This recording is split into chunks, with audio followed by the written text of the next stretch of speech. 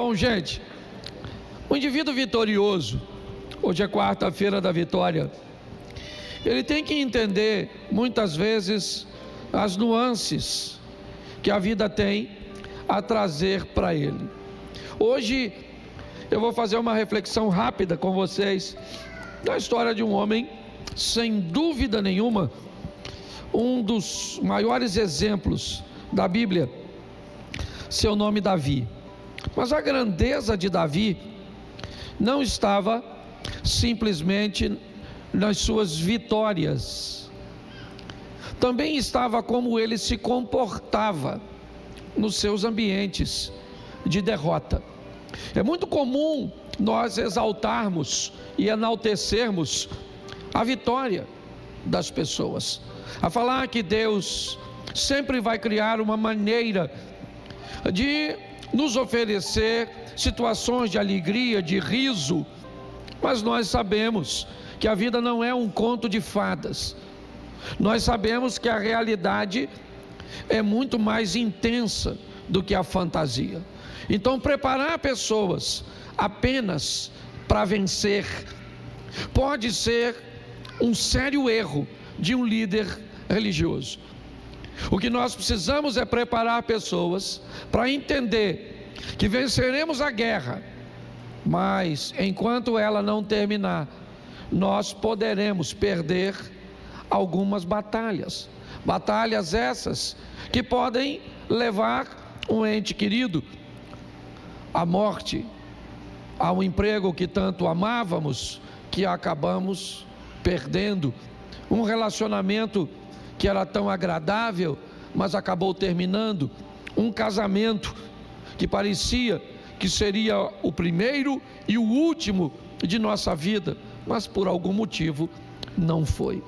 Preparar as pessoas para encarar suas realidades, mesmo que aguardem os seus ideais, eu acho que é uma forma muito sóbria de conduzir as pessoas na caminhada cristã. Então hoje, primeiro eu vou te mostrar dois momentos da história de Davi. Põe na tela, por favor, primeiro livro do profeta Samuel, capítulo 17, verso 1. 1 Samuel 17, 1. Os filisteus reuniram suas tropas para a guerra em Socó, que fica em Judá, e acamparam entre Socó e Azeca em Éfes-damim. Feche os seus olhos. Senhor nosso Deus e Pai, em nome de Jesus, eis aqui a tua palavra, continua falando conosco. Usa-me, ó Deus, como um canal de bênção nesta hora, em nome de Jesus. Você pode dizer amém? Amém. Isso. Continua com o verso de número 3, por favor. Os filisteus estavam no monte e os israelitas estavam no outro monte, ficando o vale no meio deles. Verso 4. Então do arraial dos filisteus saiu um guerreiro chamado Golias. Ele era da cidade de Gate e tinha quase 3 metros de altura. Preste atenção, porque essa é uma batalha que nós já conhecemos o final. Essa é uma história que nos conduz a um ambiente extraordinário de uma vitória de Davi.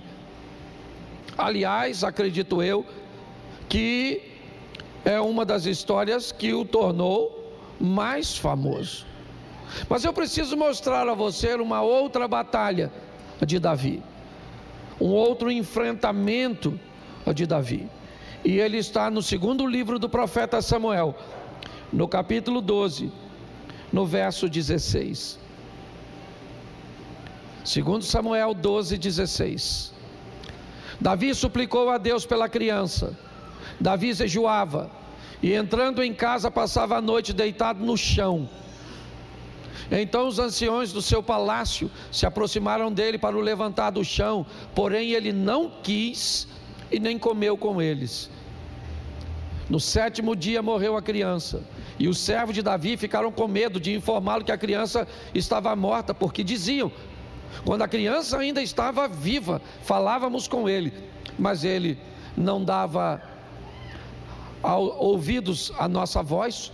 Como então vamos dizer a ele que a criança morreu? Poderá fazer alguma loucura.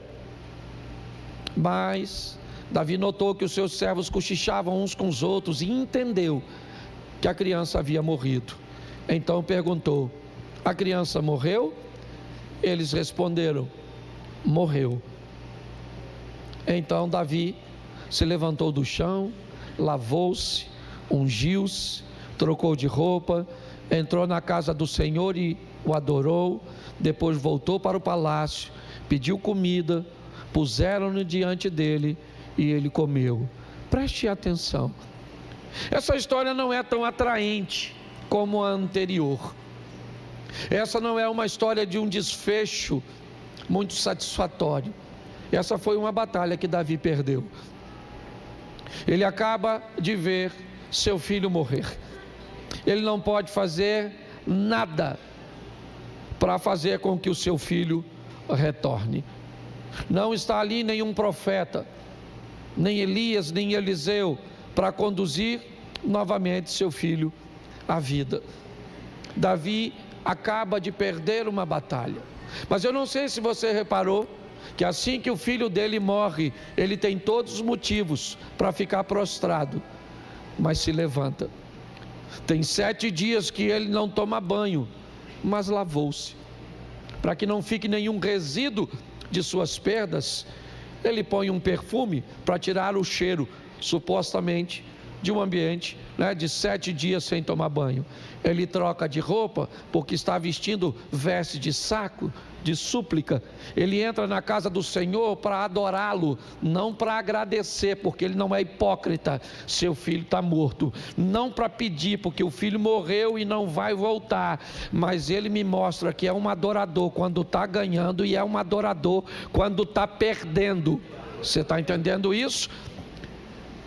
Depois ele volta para o palácio, tem 7 dias que não come, ele está fraco, ele pede comida, puseram comida diante dele, ele comeu, porque ele é rei, ele tem uma missão que é maior do que ele mesmo, é governar o povo, que Deus entregou em suas mãos.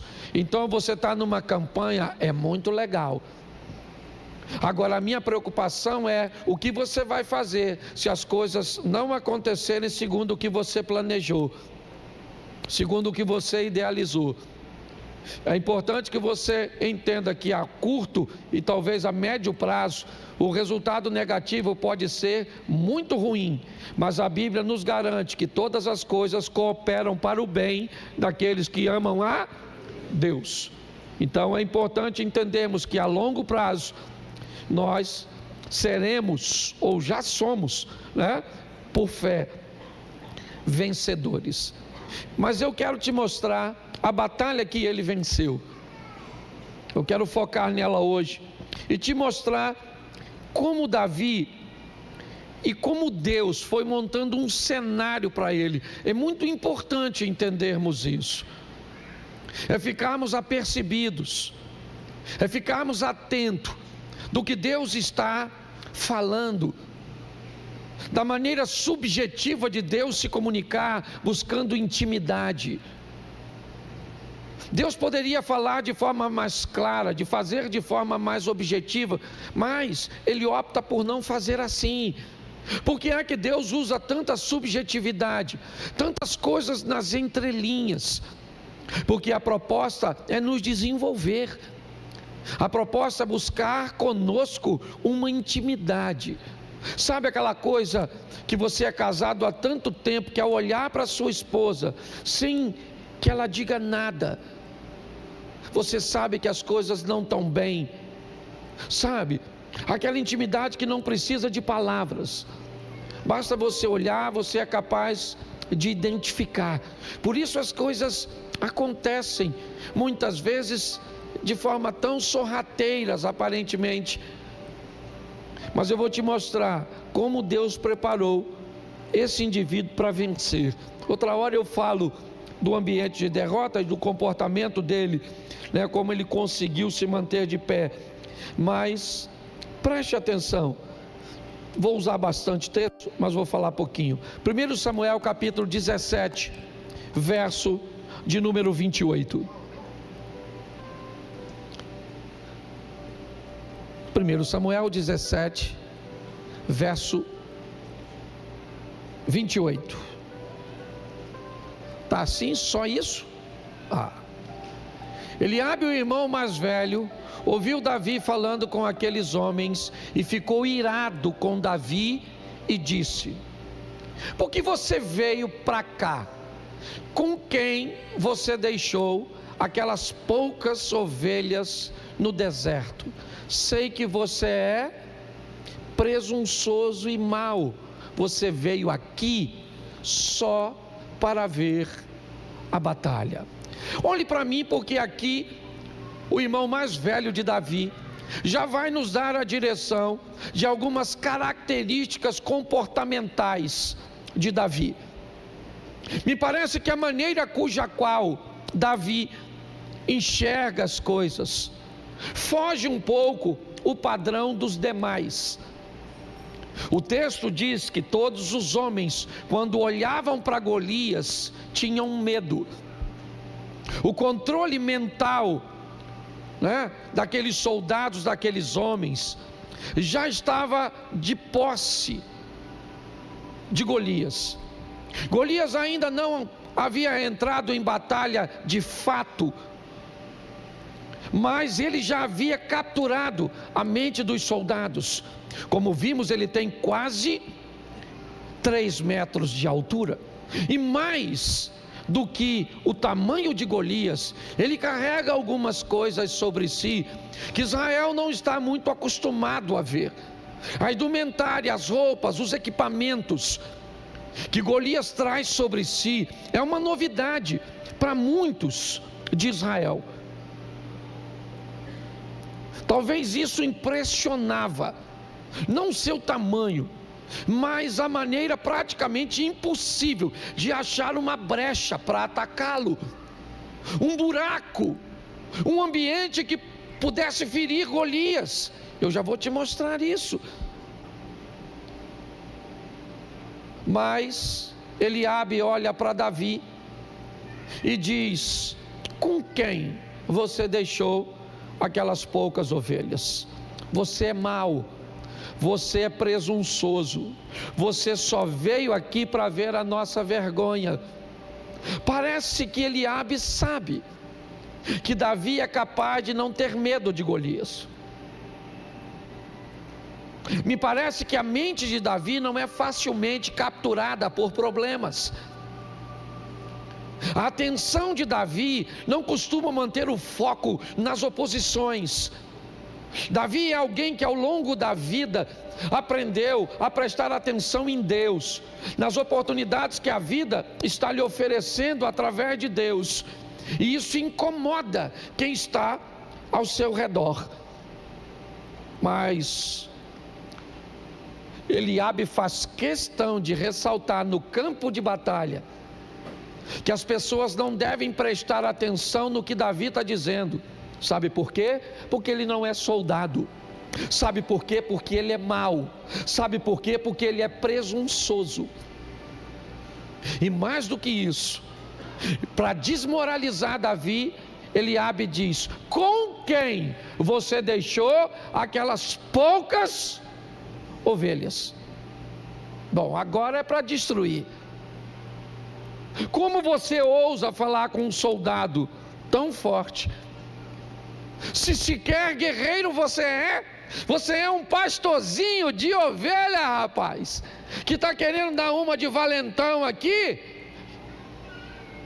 Volte a apacentar as suas ovelhinhas, camarada, volte para lá. Olhe só.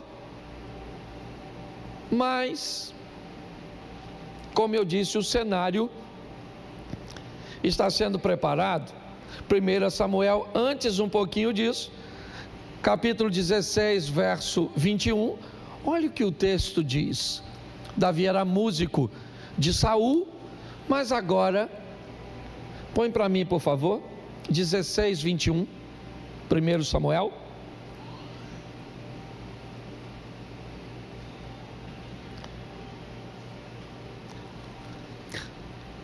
Assim Davi foi a Saul, esteve diante dele. Saul gostou muito dele e fez dele seu, presta atenção, seu pajem de armas, em algumas traduções. Aquele garoto que estava no campo cuidando de ovelhas, protegendo os animais de seu pai, de lobos, ursos e leões, vai agora trabalhar para o rei. E o que ele faz? Ele limpa e acompanha Saul em algumas situações, carregando suas armas, limpando suas armas. Davi começa a ter contato com um equipamento de guerra. Não era dele, era do rei. Mas Davi começa a ter um contato com uma espada, com um capacete, com um escudo, com uma armadura. Ele começa a se aproximar de armas de guerra, é verdade. Mas olha, ele que chegou no palácio apenas para tocar, ele chegou no palácio apenas para levar a sua espiritualidade, para que seu rei pudesse dormir. Mas agora Deus, que colocou Davi no palácio para tocar para Saul, para dizer para ele: veja como esse cara come, veja como ele se veste, veja como ele se comporta, porque esse lugar que eu estou te colocando perto, já já eu estou entregando em sua mão. Aprenda uma coisa que Deus costuma fazer: botar você perto de lugares e de pessoas cujas quais Ele planeja te oferecer algo semelhante. Fique apercebido com isso.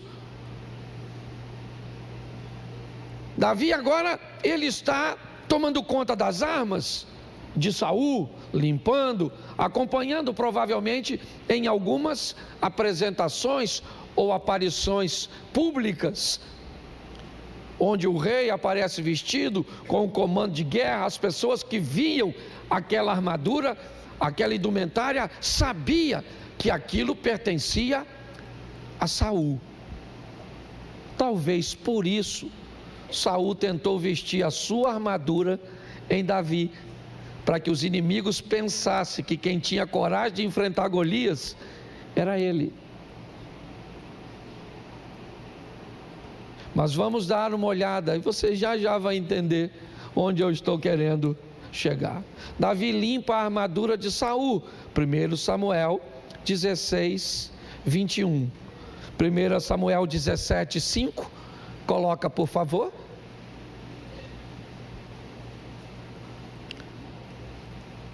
Samuel 17, 5. Trazia na cabeça um capacete de bronze, esse era Golias. Vestia uma couraça de escamas de bronze, que pesava uns 60 quilos. Trazia caneleiras de bronze nas pernas e um dardo de bronze sobre os ombros. A haste da sua lança era como o seixo do tecelão. A ponta da sua lança era de ferro e pesava mais de 7 quilos. E diante dele ia preste atenção que está todo mundo focado no Golias. Até o peso das coisas dele, ele sabia. Porque pesava sim, porque olha só, o cara é grande, poderoso, grandão. Isso é um negócio fantástico, sim ou não? Pois é. Era intransponível, não ia dar para vencer não. Só que Davi falou que ia.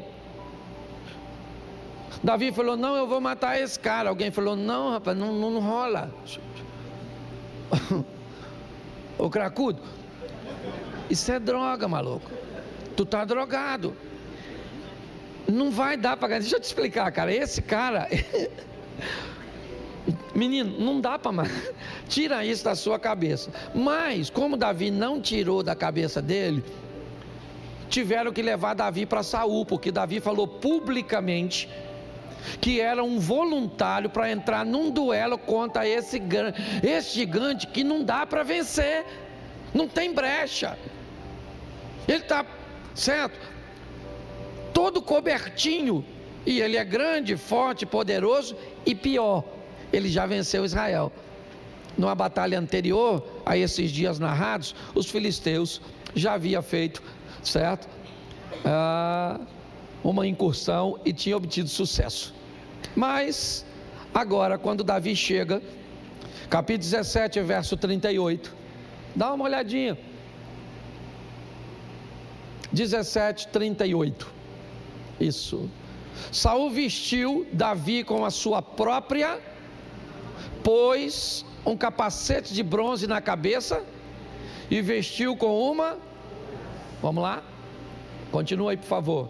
Davi cingiu a espada sobre a armadura e tentou, pois jamais havia usado. Então Davi disse a Saul: eu não posso andar com isso, porque nunca usei. E Davi tirou aquilo de sobre si. Preste atenção, porque agora eu já vou para a fase final e eu quero apresentar a batalha. A armadura de Saul jamais serviria para Davi. Primeiro, porque ele era um presunçoso. Saul sim, um dissimulado. Saul era alguém que queria, apesar de não ter coragem de enfrentar o gigante, queria receber os louros, queria ser ovacionado. Ele não coloca a armadura em Davi para protegê-lo, não. Ele coloca a armadura em Davi para receber os créditos, mesmo com a morte. Alguns iriam embora dali dizendo que o rei de Israel foi valente o suficiente para enfrentar o gigante e morrer. E de alguma forma, o nome de Saul seria lembrado por alguns desinformados como alguém valente de sucesso. Mas Davi disse a ele: eu não posso ir com essa armadura, eu não tenho como me apresentar com isso na frente do gigante. Então ele remove a armadura. Saul autoriza sua ida, é verdade, provavelmente não acreditando que ele seria capaz de vencer, porque Davi não contava com a torcida de ninguém. Sua família achava que ele ia perder, seu rei achava que ele ia perder, seu povo achava que ele ia perder, seus inimigos achavam que ele ia. Isso significa que se você depender da torcida dos outros para vencer, você está perdido. Porque ninguém acreditava nele, mas ele foi. Agora, eu vou te mostrar as armas que esse cara vai lutar contra o gigante. Isso é que é legal. Olha só. Põe aí, por favor. 1 Samuel 17. Não, isso aqui é o argumento, né? Mas põe aí, eu acho que vale a pena nós começarmos. 1 Samuel 17, 36. Quais foram as armas que Davi leva? Vamos lá. Este teu servo matou tanto este filisteu incircunciso será como um deles, porque afrontou o exército de Deus. Preste atenção, a primeira arma que Davi leva consigo é a fé. O cara é maior que ele, sim ou não? O cara é mais forte que ele, sim ou não? É mais experiente do que ele, sim ou não? Mas ele acredita que Deus vai com ele na guerra. Você está entendendo? Quando você for enfrentar uma adversidade, convença você mesmo que Deus está indo contigo. Porque a gente fala isso muito bonitinho: se Deus é por, quem será contra? Até o nós ser nós. É só o nós ser nós mesmo, certo? Que aí o nós já não fica tão nós assim. Porque dizer para o outro ter calma é fácil, difícil é você ter calma. Davi está dizendo: ô Saul, vou falar uma coisa para tu, irmão. Deixa eu tomar uma água aqui.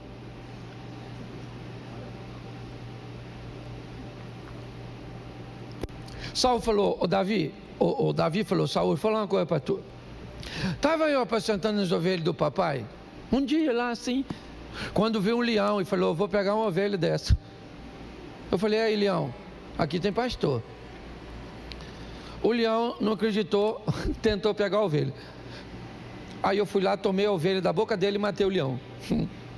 Tem foto? Testemunha? Fake news. Certo? Davi falou, não, mas não ficou só nisso não, outra ocasião.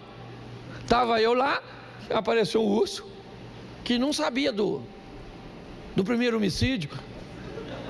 Certo? E ele falou, vou pegar uma ovelha. Eu falei, rapaz, eu já matei um, difícil é matar o primeiro. Matei o urso. Então eu vou falar para você, eu matei leão e urso, esse gigante aí não é nada não. Vou matar ele igual eu matei os outros dois. Eu vou matar ele. Eu tenho certeza de que eu vou matar ele. Ó, gente, um historiador, não gosto muito de citar isso não, tal de Flávio Josefo, ele escreveu, dando a conotação, que o Samuel, quando ungiu a Davi, ele disse no ouvido de Davi, que ele estava sendo ungido para ser rei. Não há nenhum indício que Deus falou com Davi que era para matar gigante.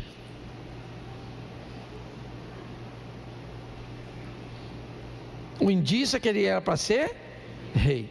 Eu fico imaginando, aí sou eu, tradução, tá bom? Os teólogos de plantão morrem quando eu faço isso, mas aqui tem sepultura. Eu fico imaginando o mundo espiritual escutando Davi chegando lá e falando, eu vou encarar o gigante.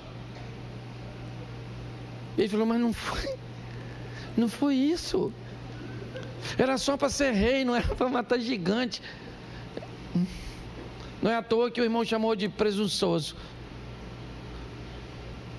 Deus vai ter que arrumar outro rei para Israel. Porque pela ordem natural, Golias mata ou não mata o Davi? Claro, mas presta atenção na frase do Davi. Você vem a mim com espada, escudo, lança e outras indumentárias mais. Porém eu vou contra você em nome do Senhor dos...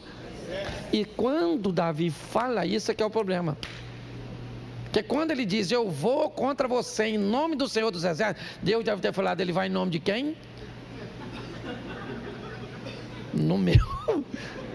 Se ele vai no meu, aí o gigante morreu. Certo?